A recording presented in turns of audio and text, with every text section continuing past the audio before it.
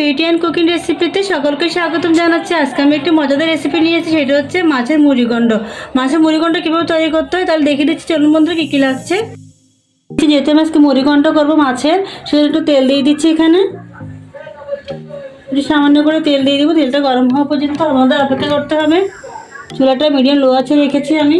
এখানে আমি একটি মাছ আগে থেকে পরিষ্কার করে নিচ্ছি। মাছের মাথা আমি এটা বিকেট মাছের মাথা দিয়ে করেছি, আপনারা যে কোনো মাছ দিয়ে করতে পারেন। এই মুড়িঘণ্টটি তেলের মধ্যে ছেড়ে দিচ্ছি মুড়িঘণ্ট মাথাটি। এবারে এখানে সামান্য কিছু হলুদের গুঁড়ো দিয়ে দিচ্ছি ছিটিয়ে মাছের মাথার মধ্যে। সামান্য মরিচ গুঁড়ো দিয়ে দিচ্ছি, দিয়ে একটু হালকা ভেজে নিব। দেখছি ক্যাসেলের সাহায্যে আমি একটু নেড়ে চেড়ে দিচ্ছি মাথাটা।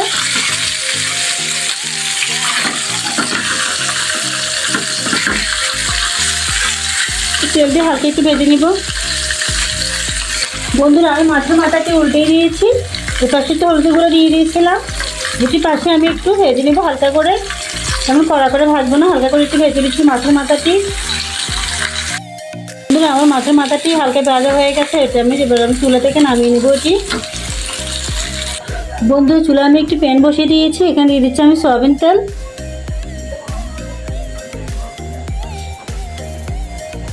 তেলটি দিয়ে দেওয়া শেষ। তেলটি গরম হওয়া পর্যন্ত অপেক্ষা করতে হবে আমাদেরকে। এখানে আমি এবার নিয়েছি, আমি দুটি তেজপাতা নিয়েছি বন্ধুরা, পরিষ্কার করে নিয়েছি। তেজপাতাটা দিয়ে দিচ্ছি। আর নিচ্ছি আমি দুটি এলাচ, দেখুন বন্ধুরা, দিয়ে দিচ্ছি। আর এখানে বন্ধুরা আমি মুড়িঘণ্ট করার জন্য এখানে আমি কিছু একটা ছোটো সাইজের পেঁপে কুচি ছোটো করে টুকরো করে নিয়েছি, আর 3-4টির মতো আলু নিয়েছি কুচি করে। দেখুন বন্ধুরা, এবার আমি এগুলো তেলে হালকা ভেজে নেব।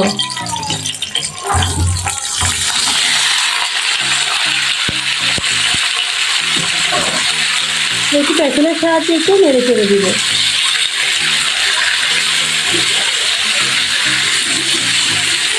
একটু হালকা একটু ভাজা পর্যন্ত আমাদের অপেক্ষা করতে হবে। বন্ধুরা, এবার আমি দিয়েছি 4 চামচের মাপে 1 চামচ হলুদ গুঁড়ো দিয়ে দিচ্ছি।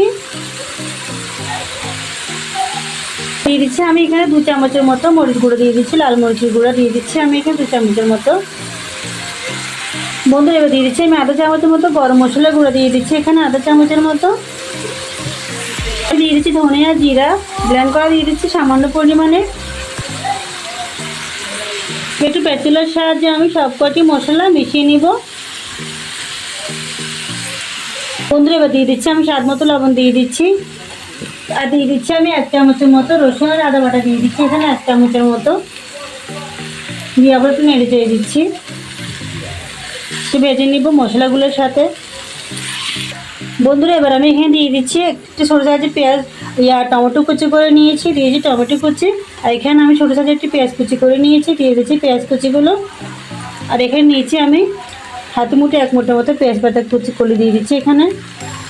দিয়ে সবগুলি উপকরণ আমি একসাথে আবারও নিয়ে নিচ্ছি।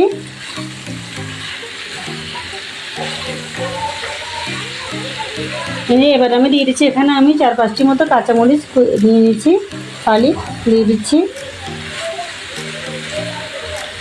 দিয়ে একটু কষানো পর্যন্ত আমাদের অপেক্ষা করতে হবে। ঢাকনা দিয়ে দিচ্ছি বন্ধুরা।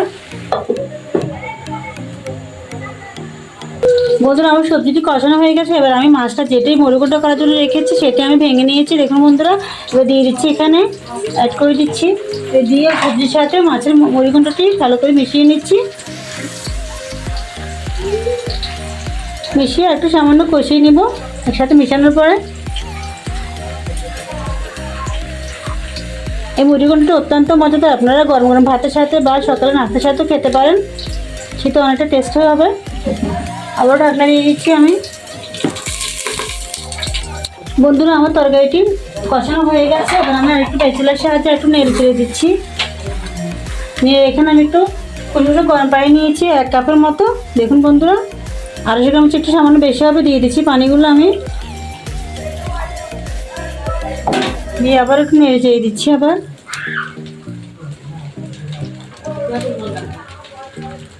যে সকল বন্ধুরা আমার চ্যানেলটি সাবস্ক্রাইব করেছেন আপনাদেরকে অসংখ্য অসংখ্য ধন্যবাদ।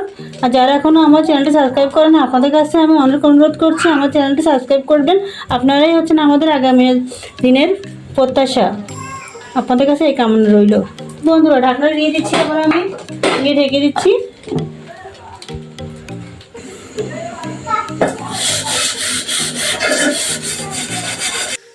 হয়ে গেল আমার আজকে মজাদার মাছের মুড়িঘণ্ট।